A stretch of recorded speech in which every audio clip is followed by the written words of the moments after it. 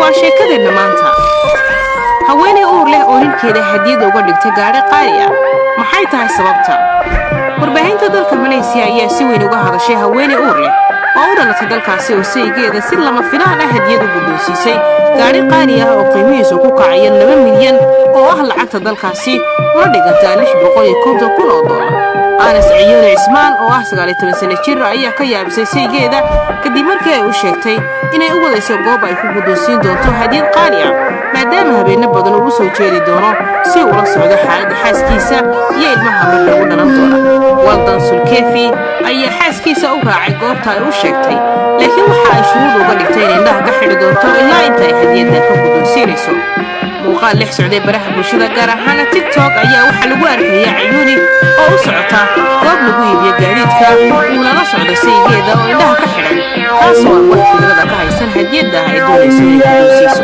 markii Sulkefi indhaha laga furay oo la tusay in hadiyad looga dhigay gaarigan ayaa waxaa daqiiqado kadib la arkayay isagoo ilmeynaya, waxaana uu mahadceliyay xaaskiisa oo hadiyadda qaaliga ah guddoonsiisay.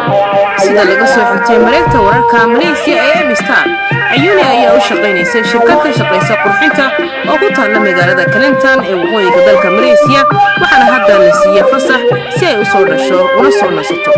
waxaan hadiyad u siinayaa ninkayga gaarigan Lamborghini sababtoo ah waxaan ka rabaa inuu noqdo garabkayga inta aan ku jiro xaaladda foosha.